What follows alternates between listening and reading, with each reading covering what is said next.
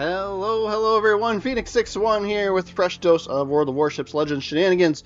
Today we are talking, this is going to be a new series for me called Grind the Line, right? So I'm going to go through, basically what I want to do is kind of go through, various tech trees and describe, like, at least in my opinion, right? It's all subjective, right? But sort of the best way to outfit and play specific lines of ships, or tech trees of ships is what I like to call them, right? But so you go into the ships tab within the game, right? You can scroll through all these countries, and then, so the one I'm going to start with is the Japanese combat heavy cruisers, right? So that's going to be your main cruiser line through the Japanese country, right? And so these first three, I think, are called early Japanese cruisers, is how the game labels them, right? So it's not until you get up to Furutaka at tier 4 that they call them combat heavy cruisers, all the way up through tier 8. And so, the strengths, it's nice here that this was somewhat of a recent update, right, where you can right click on the right thumbstick and bring up this info down at the bottom. Combat heavy cruisers, right? So powerful HE shells and torpedoes, high speed mobility. Disadvantages are poor protection, limited torpedo firing arcs. Both of those disadvantages are totally fine. We can work with those with the play style of the ship, with kind of how I prefer to play the ship. And then I just wanted to really quick touch on these torpedo cruiser lines down here. I think the first three, right, tier 4 through 6, I kind of actually still play those similarly. It's not till I get up to like Shimanto and Takahashi, right, the tier 7s and 8s, where I actually feel like it starts getting worth building into like a torpedo meme build, at least my preference, right? So I'll do that line in another video at some point, but we're going to talk about the combat heavy cruisers for the Japanese, right? So let's go into sort of the modules that I like to pick, right? So as you get through, right, as you're grinding through, you play the ship for a little bit, and then eventually it unlocks these mod slots, right? And the first couple are always available right away and optional, and then the later ones become, and here too, right, as you get up to the higher tiers, you're going to have 4 mod slots that are already unlocked, right? And so this is how I like to pick them, right? So I like to go the aiming system mod. You could go and then propulsion mod for this slot too, right? You could pick these other ones, right? I wouldn't recommend damage control system, right? Just get good at like timing your damage con consumable, right? So I like concealment for slot 3. One of the things that I kind of hint at here, right, this target acquisition kind of seems good on paper, but in reality, these cruisers have, especially the higher tiers, are going to have a sonar consumable that's going to sort of make this obsolete. So I always pick concealment here in this slot. And what I'm kind of getting at is, right, like, this gives you better, you can pick up ships sooner that are like close to you, but that's only if they're in like really close proximity, right? It's like that 2 and 3 kilometer range. And then you could do steering gears. That would be my second choice there. But yeah, I like the concealment for these. And then for the last slot, I go gun control fire system. These ships have really good accuracy and range of guns, especially at range, right? So when you're firing those longer distances, the accuracy is pretty good. So most of these other options I don't recommend. Like, it's just not my way to go, right? If you're getting sick of airplanes, right, you could pick the AA mod, right? But secondary, and then like main battery reload, that one's like okay, but then it slows down your turret traverse speed, which is kind of slow on these ships, especially the earlier ones, okay?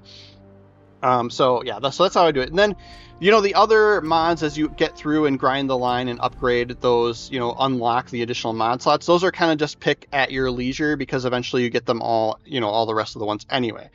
So I'm going to talk commanders for a little bit here. My preference is this Isuruku Yamamoto guy, and I'm sure I'm saying his name wrong. For the top selections, I like to pick beyond range. Like I said, these are pretty accurate ships at range. And so that's super, super helpful to have the better range with these, at least my preference. For the second row, I don't recommend picking before it's too late, right? Like, this is an option I don't like using on cruisers that have sonar, right? So You just time your sonar correctly and you're good, right? And then I do pick punch through here on the third row. I would say any of the choices here are just fine. I do find myself using HE shells quite a bit more with these Japanese combat heavy cruisers. So, punch through isn't, you're kind of lacking there. And then fixated for the last row, right? But yeah, so punch through, like you kind of only use the AP shells when you get that good broadside shot on cruisers opportunity, right? And then the legendary perk, right? Make sure you unlock a legendary perk if you're a new player, right? Like you just have to, you don't have to have the commander all the way ranked up, right? You can unlock the legendary perk anytime. You just need a commendation for that commander. I prefer fully packed because these later tier cruisers, you do get things like sonar and heals and stuff like that, and so it's nice to have some extra ones. Your other choices for commanders, right? Now, if you've been playing the game a long time, you may have some other ones in here that you got from crates or that you bought or whatever, right? And then this Togo, this guy here, he's going to be your freebie commander that you just get, right? So if you're very new, he may be the only one you have, and that's fine, right? You can use him. And if you didn't know, yeah, you can hold X and filter to just select cruisers, right? So you want to make sure you're picking a cruiser specific commander. In most cases, that's what you would want to do, match a cruiser commander to a cruiser ship. But this Togo guy is kind of your default one that you just get automatically free with the country. And so he'll work with pretty much any ship, right? He'll work with destroyers, cruisers, battleships, whatever have you, right? It's just the game's way of giving you sort of an all-around commander, right? So that's how I would have built him out for if he's the only one you have, right? I would pick fully packed. And then inspirations, I think we kind of forgot to talk about these, but you can put whatever you kind of want here, right? Basically, what I would do is buff sort of your main guns and or HE shells any way that you see fit, right? Charles Madden's pretty good choice, especially for some of the lower level ships along these combat heavy cruisers, right? Some of those are the turret traverse speed is pretty slow, right? So, but yeah, you could buff things like the HE shells and stuff like that, right? So you pick an inspiration that kind of goes in there, right? But yeah, if you don't have any of those specific commanders, right, the sort of the generic commanders are always going to be available in the store. So if you don't have Yamamoto, you could go in here and just buy him straight up for Commander XP, right? It's 900,000 Commander XP. And if you do already have him, right, purchasing him again does give you a commendation, or if you have a specific commander maxed out, right, all 14, was it 16 levels? 16 levels, and then 4 levels of legendary, right, and then you get that commander again, you would get a universal commendation that you could use for any commander, right? So, but yeah, let's go into a little bit of gameplay. So I'm going to talk sort of strategy, and I'll skip a couple of levels here each time, but we'll start with the tier 3. Like I said, I kind of play a lot of these ships very, very similar. And what I like to do is, you're a cruiser, you have to think as a cruiser mentality just in general. You have to understand and know that you're sort of weak when you display sort of your flat broadside of your ship to any sort of heavy hitting other ship, right? Any other cruisers or especially battleships, you don't want to show them too much of your sidewall, right? So I took a few snazzy hits there and I'm already down to half health.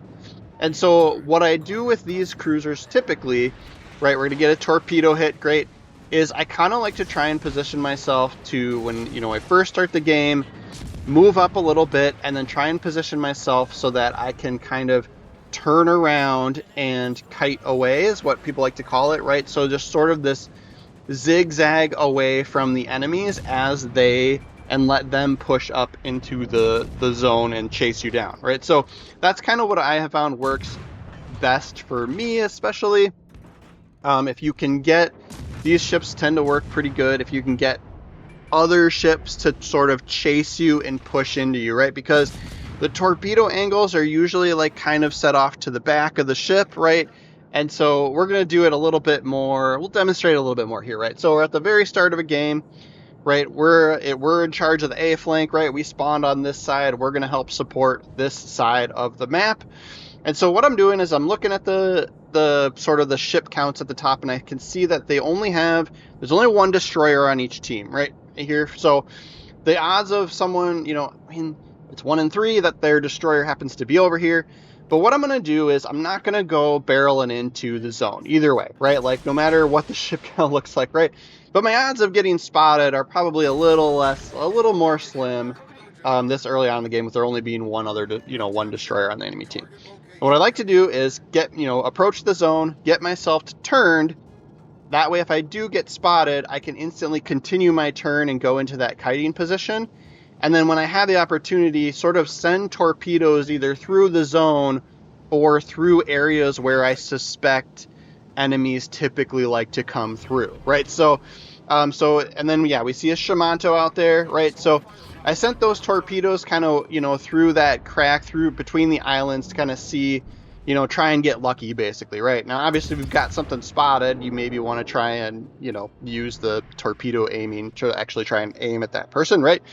So Shimanto is that's one of the Japanese torpedo cruisers, right? So they're going to have somewhat of a similar play style, except he's got a lot of torpedoes and there's pretty long range, right? So just because I know that, I actually tripped my sonar so that if torpedoes do start showing up, right, if he launched those from that far out, my sonar is going to help me spot those torpedoes early, and I'll have a lot more time to try and dodge those, right? So, but yeah, just with these ships, the biggest key here is doing exactly what we're doing right now, is just watching our angling, right? That Riga's got some pretty nasty guns. He could hurt us pretty bad, but we keep ourselves sort of moving and ducking and weaving, and for the most part angled and pointed away from the enemy ships, right? So that's how that kind of works. Sometimes you're going to have, in this situation, my team is pushing up, and it was the right move for my team to do this, right? Because they're a little short on ships on this side of the map,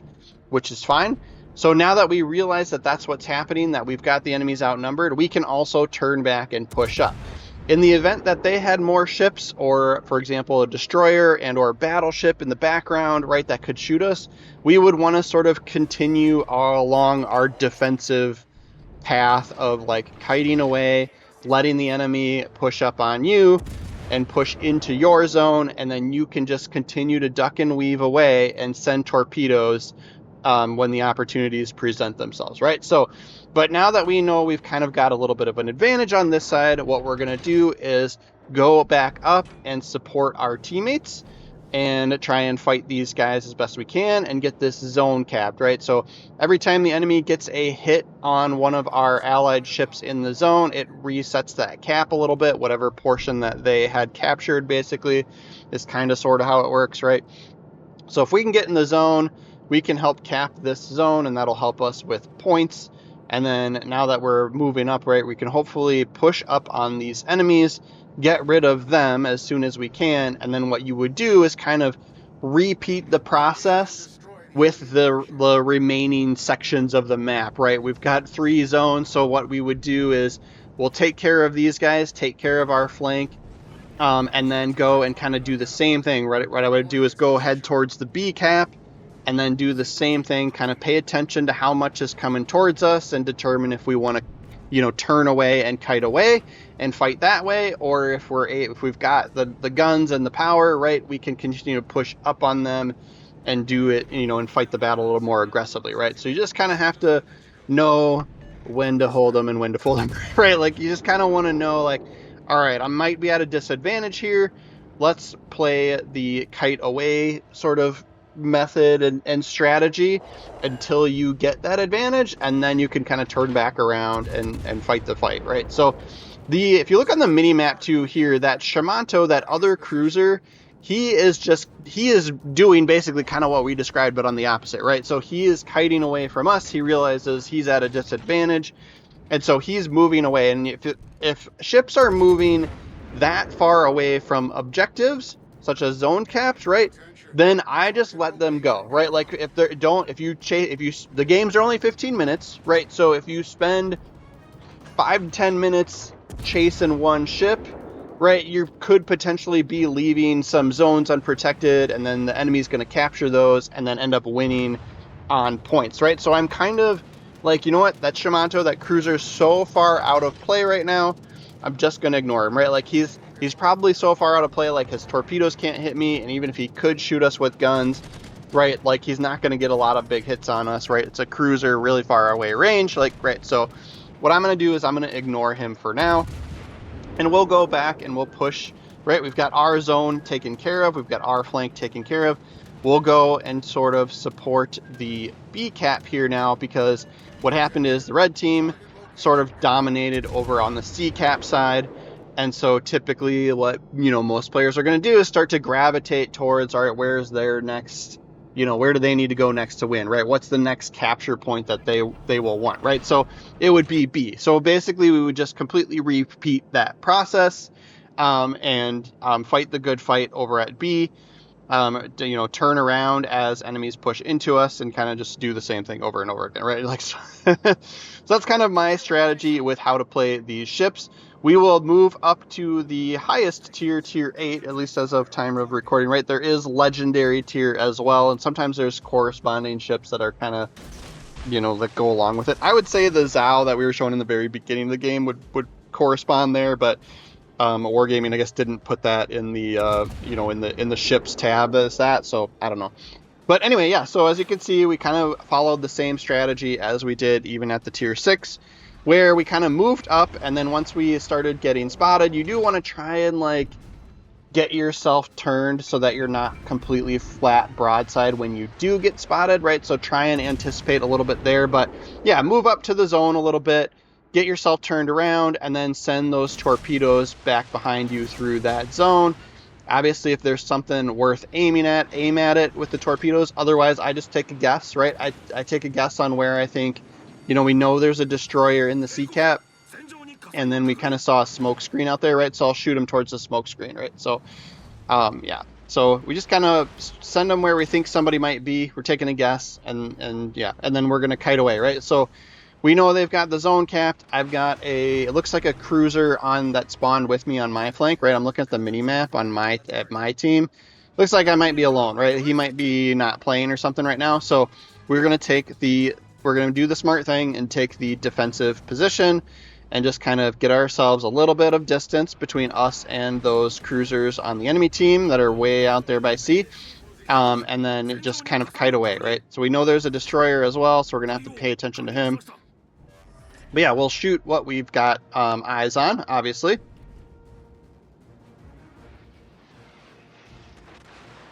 And then you can see after we stopped firing our gun, our spotting circle kind of shrinks down. If you look at the mini map, right? And we're still spotted, right? So we know that the enemy destroyer is somewhat closer to us even than our max firing range now. So he's been moving up. Whoever that is, that destroyer's been continuing to push up, and he's honestly probably spotting our cruiser that's right by me, that's AFK, right? That the guy that's not playing. So these guys may end up shooting the AFK person, right? The player on my team that's not playing, and that's fine, right? We'll take advantage of that. Like, right, we can use him as cannon fodder for a little bit here. But yeah, we'll just kind of follow this strategy again here, right? Send torpedoes. We know that destroyer's out there somewhere. I'm just gonna send them since I've got them, and then I'm gonna turn my boat and continue to fire guns back behind me and try and trigger fires on these guys, right? For the most part, I'm using HE shells. If you can trigger, yep, there comes some torpedoes from the destroyer, right? Since I can see most of them and we've got that allied cruiser out in front, right? I'm still holding off on using the sonar here for the time being, but you could trick the sonar whenever in there. I wouldn't have blamed you for that because we were spotted earlier, right? And we knew it had to be a destroyer. But yeah, I'm just going to continue to duck and weave. If you don't know this, right, you can go into the overview camera. I think it's like right bumper or whatever, right? And then whichever direction, you know, since the turrets kind of turn kind of slow on these, right, whichever direction you were facing, you know, looking when you go into that overhead camera, your turrets will continue to turn in that direction, right? So it's kind of a nice way to, you know, if you're You know, if you want your turrets to be pointing one direction, but you want to look in a different direction, that's kind of the way to do it. That's at least my preference, right? So now we go undetected here as the destroyer gets our cruiser. So it means that he was, you know, as we weren't firing our guns, we were undetected for a brief second there, right? So we know that the destroyer moved back a little bit, and so he might be closer to this Suja out there than us. So we could potentially turn around, but what we're trying to do right now is just survive, right? We're going to continue this strategy, and we're going to try and whittle down this Suja here, who is a very, very similar ship to what we are, right? Same kind of thing. And so we'll continue to just kind of work through him, right? We're going to stay angled, and hopefully he gets spotted here. I'm keeping an eye on whether we are spotted or not, right? So we stopped firing our guns again. So, right, so on the mini map, our spotting circle shrunk back down a little bit, and we were still spotted, right? So now we know that their destroyer is close to us again. And then this Suja is close enough now that we can actually aim and lock on with torpedoes. Instead of taking a guess, we can at least try and use the suggested line for torpedoes. I do like to try and space them out and or anticipate where they might turn, right? So if this Suja happens to turn towards us, right, I sent one torpedo rack a little bit shorter, a little bit more to the right, behind him basically, right? So now he's turning in. So, right, so those might actually work out since he managed to finish off our allied cruiser and then he's turning in here. And then, yep, we did have the sonar going because we knew the destroyer was somewhat close as well. Suja also has torpedoes, right? It's another Japanese cruiser. So we had the sonar going. And torps are looking good, but he is pointed towards them, so he may be able to dodge here. We'll have to see. Yep, looks like he was able to get around him. Suja, near right, he's got sonar as well, so he may have timed that appropriately also. And then, yeah, we see the smoke screen out there, right? So we know that that's the destroyer. I know just, you know, just because I play damn near every ship. So I know that Suja does not have smoke screen. Most Japanese cruisers do not have smoke screen. There are one or two exceptions out there. So we know it's the destroyer that's using the smoke, and that's keeping him concealed. And then my guess is going to be the destroyer came out of that smoke screen this time because we are still spotted and we can't see the Suja. So Suja is probably in the smoke that the destroyer deployed, and destroyer is probably heading towards us, right? So we know there's most likely both the destroyer and the cruiser back in that direction by that smoke screen. So I'm going to send all of my torpedoes that way, any that we have available. And then, yep, we do get lucky with the torpedo hit, and we managed to take out the destroyer. So never got spotted, and we were able to kill him, right? Just by kind of using our, you know, the tools that we were given, right? Like whether we're detected or not, and then seeing his smoke screen out there, right? So never actually had to see him, managed to get rid of him. A little bit of luck with the torpedoes, right? And then, of course, Suja is low on health because we've been picking on him this whole time. So we'll push up on him now that we know we've got him sort of, you know, we've got the advantage, right? We've got more health than he does, right? So, yeah, and then we've got a little bit of help from a destroyer on our team that did the right thing, right? Our destroyer on our team that's remaining went through and looks like he may have capped multiple zones for us. So once he captured the other zones, right, A and B probably, it looks like he probably came over here and helped capture C, right? So basically all we did was kind of use the strategy of the ship that works best for the ship, did our kiting away, and then now we can push back up and go and fight the good fight here. And since the rest of my team did the smart thing and made sure to prioritize objectives, right, we've got all of the zones, we're even on ships, and so our points are ticking up faster than everybody else. Now we see the message up there that Zone C is getting captured, so we know it's most likely that cruiser that was up in the top right corner of the map that headed back towards C. Sure enough, there he is. Our destroyer is spotting him because he's close enough. So we will help out, right? So the Prince Eugen is going to probably try and prioritize getting rid of that destroyer. That's the smart thing to do. Your typical strategy, right, with ships in this game is sort of a rock, paper, scissors mentality, right? So cruisers are best in general, cruisers are best at going down and hunting down and taking out destroyers, right? So the smaller ships. And then destroyers are typically best at hunting battleships using torpedoes. And then battleships are typically best at hunting down cruisers, right? Because you can get those big, heavy hits with AP shells on cruisers for the most part, right? There's a lot of exceptions out there and a lot of different scenarios to kind of think of, but that's sort of the general, rock, paper, scissors mentality of the game. So I wasn't surprised that that cruiser ignored us and tried to get rid of that destroyer, right? So, and get the kill on the destroyer. But between the two of us, we were able to team up on him, and he didn't have too much health left anyway, because yes, we had picked on him earlier in the game as well, using our kite away strategy. So we're going to continue to push up and to where we are going to be the most useful, right? Like we're going to go and now help out with the other side. The game isn't won yet, right? They could potentially kill us all, right? Like if they sink all of us.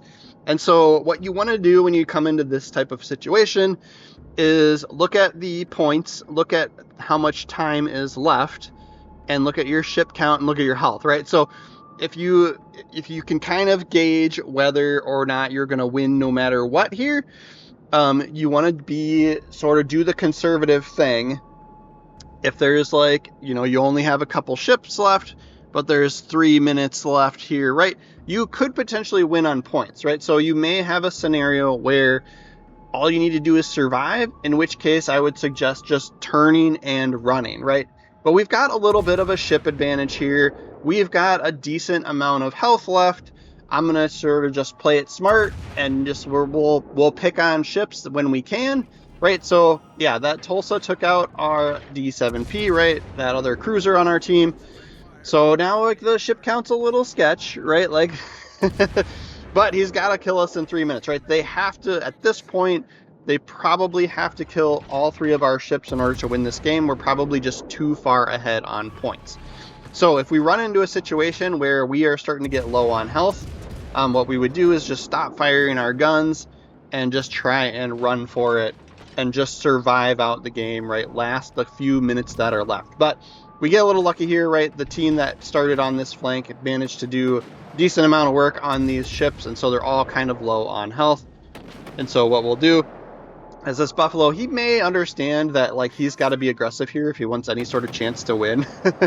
What we'll do is we'll kind of turn out and try and then start turning away, right? Just like we would normally do, right? Start getting ourselves kiting away. Right, as you can see, this Buffalo took that shot at us, but since we were continuing to turn, right, those bolts are going to do almost nothing to us right at that point. So this game, we're going to end up about 90,000 damage here, and then, yeah, we got another kill, so that gives us a little bit more of a point swing here as well. Tulsa in the A zone is using his radar, so we're all spotted from that, but that's fine.